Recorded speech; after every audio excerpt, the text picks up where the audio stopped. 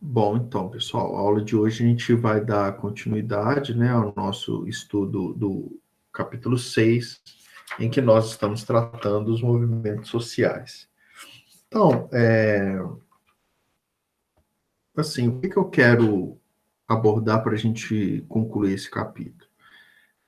Então, movimentos sociais, vocês já conseguiram compreender, né, são ocorrem em virtude da união de pessoas que eles têm interesses em comuns e têm reivindicações em comuns. E se unem, então, para somar forças para lutar por esses interesses. E buscando, então, o que é o segundo aspecto do capítulo, buscando ações afirmativas.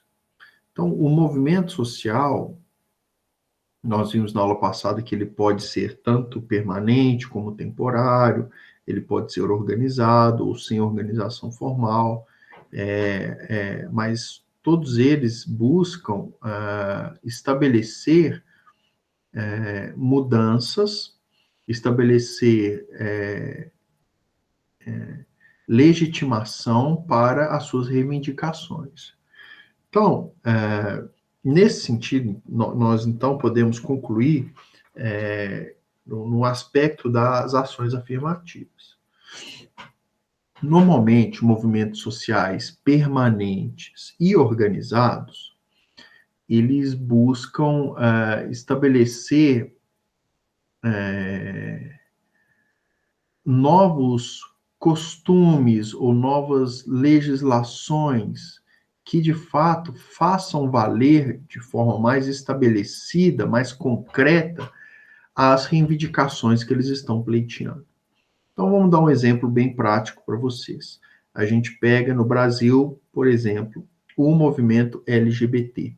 Como o próprio nome sugere, é um movimento social, movimento LGBT.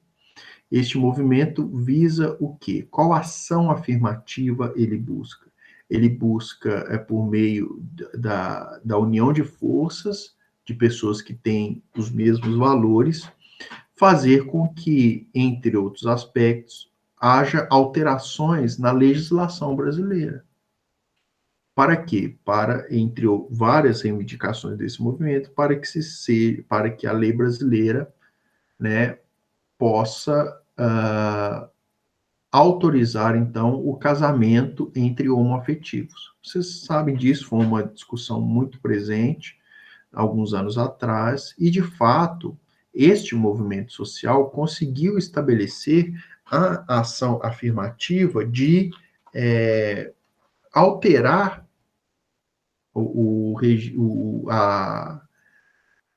a lei brasileira para que essa lei agora pudesse, então, comportar os interesses deste movimento social. Então, perceba que, neste aspecto, o movimento LGBT obteve sucesso na sua reivindicação, né?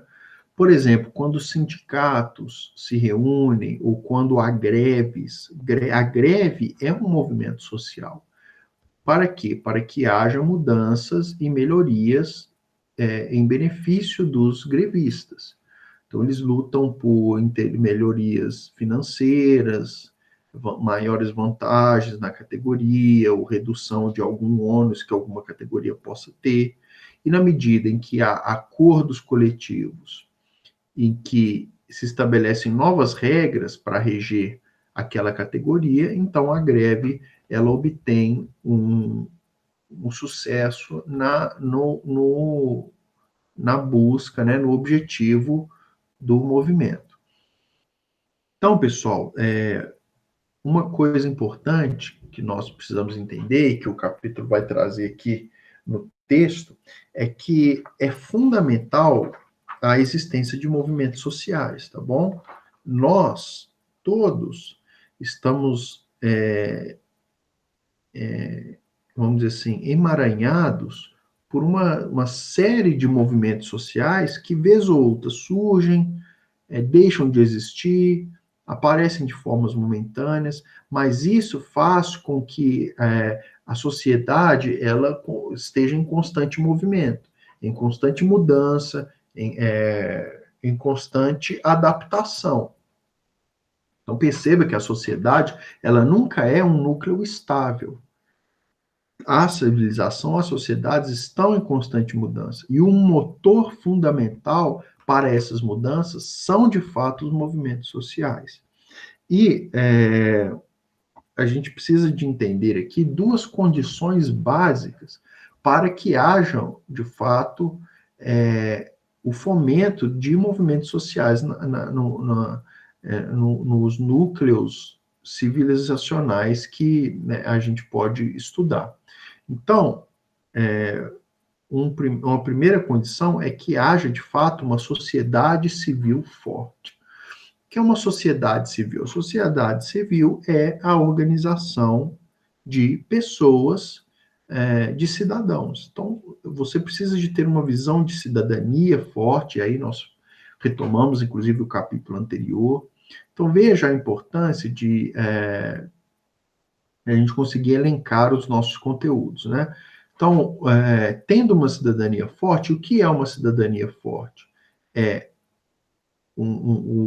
as pessoas terem direitos civis bem estabelecidos, terem direitos sociais bem estabelecidos e ter direitos políticos bem estabelecidos. Isso é conteúdo do capítulo anterior. Então, quando se tem uma sociedade civil forte, você tem possibilidades de cidadãos conscientes, cidadãos que têm legitimidade na sua atuação e que podem, então, ter força política para mobilizar mudanças.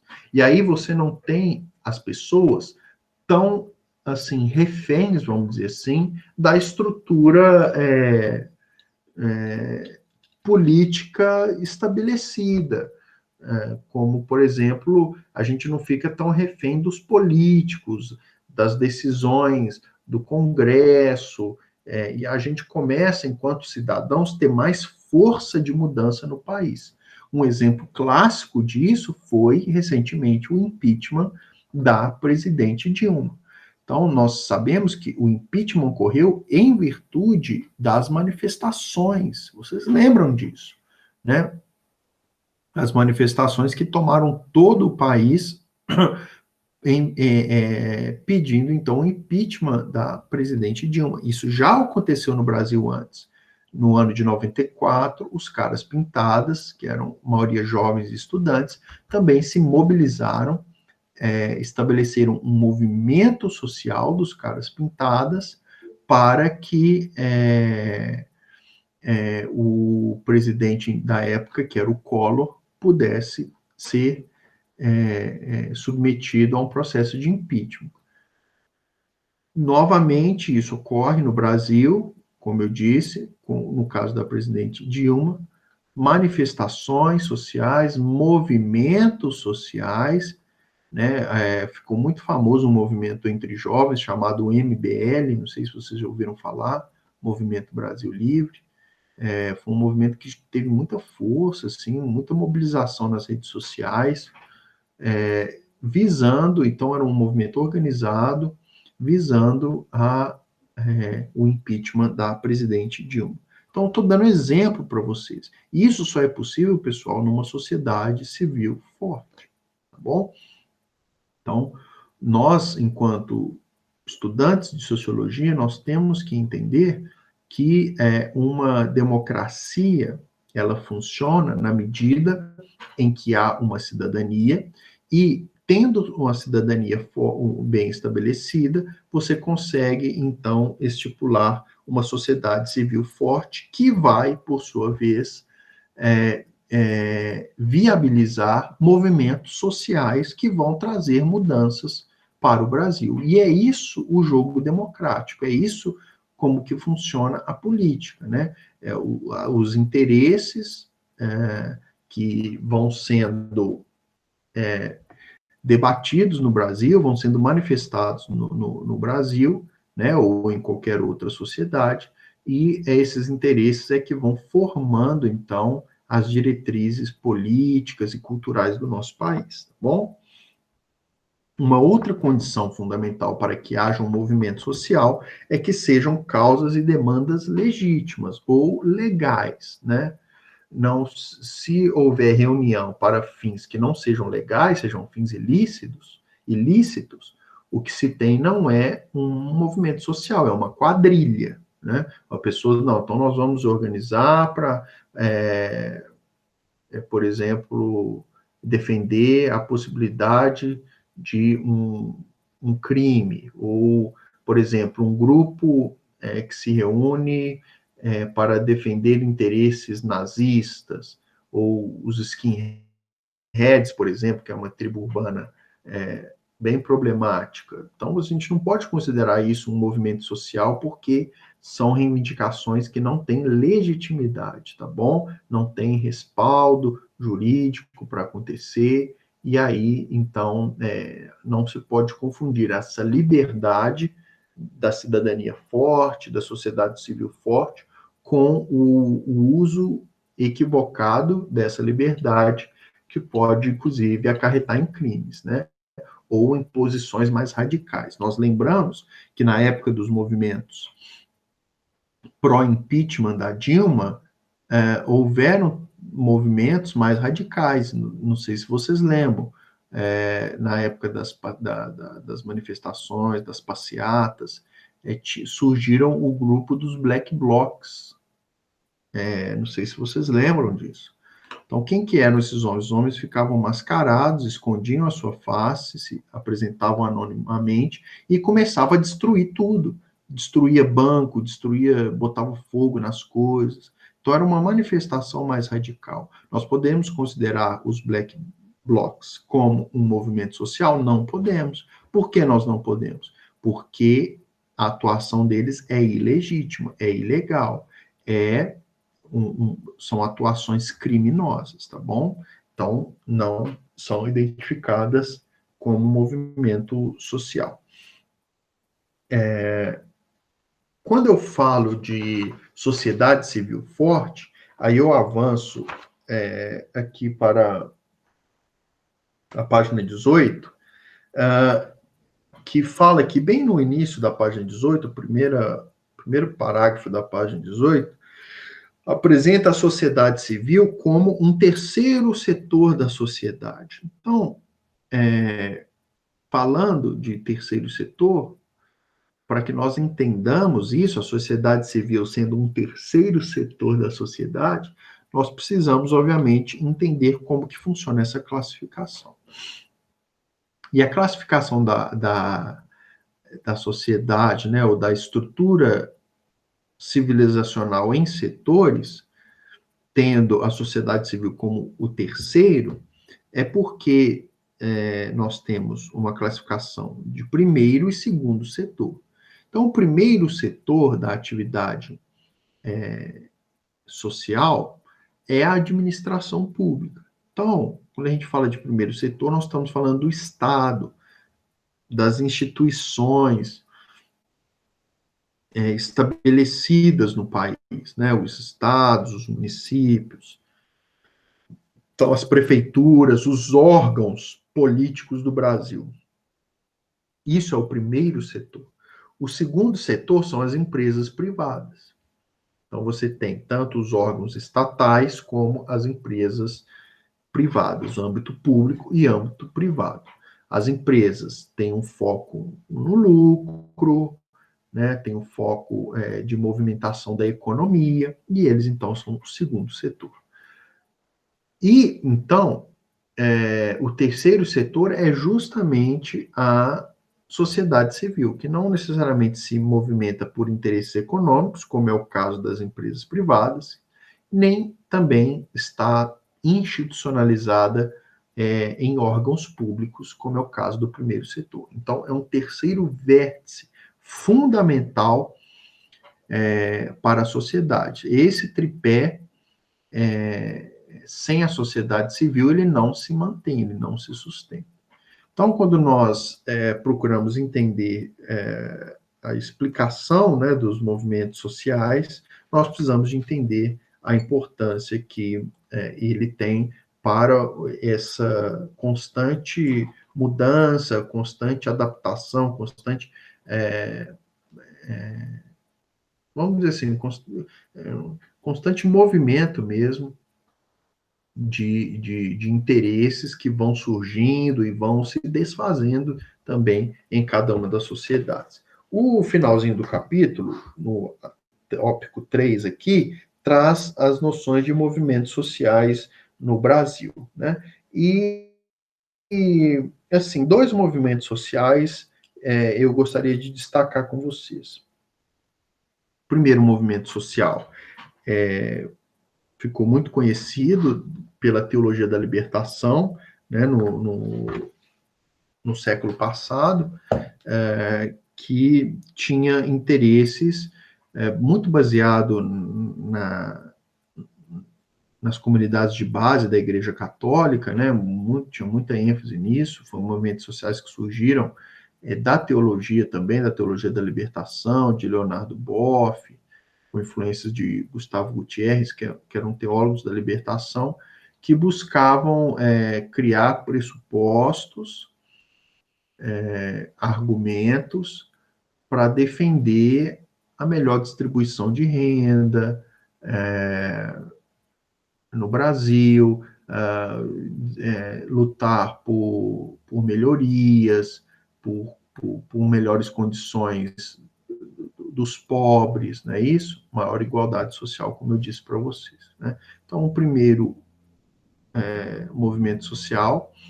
E um segundo movimento social, que é muito famoso no Brasil, é o MST, chamado Movimento Sem Terra, que, em linhas gerais, luta pela reforma agrária no país, né, e também tem essa visão de cunho mais socialista, né, de cunho de distribuição de rendas, distribuição.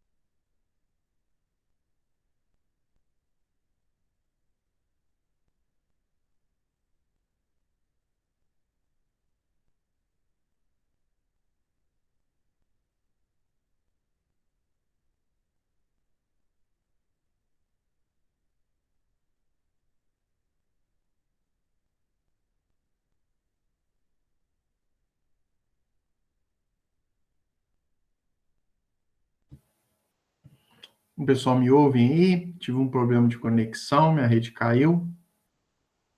Consegue me ouvir? Tá ótimo. Bom, então é só esse fechamento mesmo, né? Trouxe esses dois exemplos para a gente entender como que funciona este conceito de movimento social na realidade brasileira, tá bom? Podemos, com isso, encerrar a aula, né? Desejando para vocês um excelente final de semana, mais uma vez. Lembrando que o prazo dos trabalhos foi prorrogado para a semana que vem. E, então, na semana que vem a gente se vê novamente, tá? Beijão para todos, fiquem com Deus, Deus abençoe. Tchau, Beto. Com Deus.